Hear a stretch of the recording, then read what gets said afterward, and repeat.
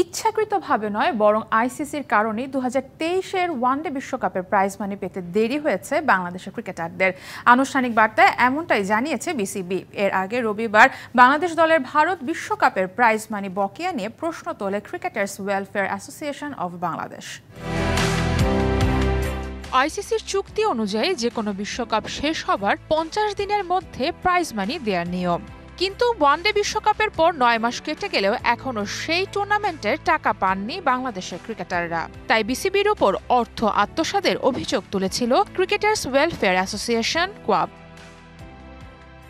তাই এ বিষয়ে নিজেদের অবস্থান পরিষ্কার করেছে বিসিবিও। ক্রিকেটারদের পাওনা বাকি থাকার কথা স্বীকার করে ক্রিকেট বোর্ড থেকে জানানো হয়েছে আইসিসির কারণে দেরি হচ্ছে। বিশ্বকাপের পরপরই প্রাইজ মানি পাওয়ার প্রক্রিয়া শুরু হলেও ট্যাক্সের জটিলতায় তা এখনো পৌঁছায়নি বিসিবির কাছে। তবে এই প্রশাসনিক বাধা কেবল বাংলাদেশই নয়, বিশ্বকাপে অংশ নেয়া অন্যান্য দেশেও হয়েছে বলে বিবৃতিতে জানিয়েছে বিসিবি।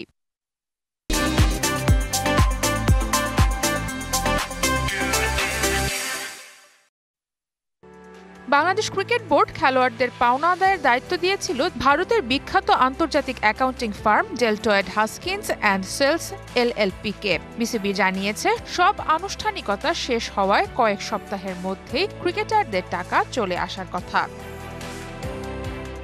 গত নভেম্বরে শেষ হয় ভারতে অনুষ্ঠিত ওয়ানডে বিশ্বকাপ। সেখানে বাংলাদেশ 9 ম্যাচ খেলে 2 ম্যাচ জিতে 8ম স্থান থেকে বিদায় নেয় প্রথম রাউন্ডেই। বিশ্বকাপের মূল পর্বে অংশগ্রহণের জন্য $1 লাখ এবং 2 ম্যাচ জেতায় 40,000 করে আরও $80,000 পাবে বাংলাদেশ।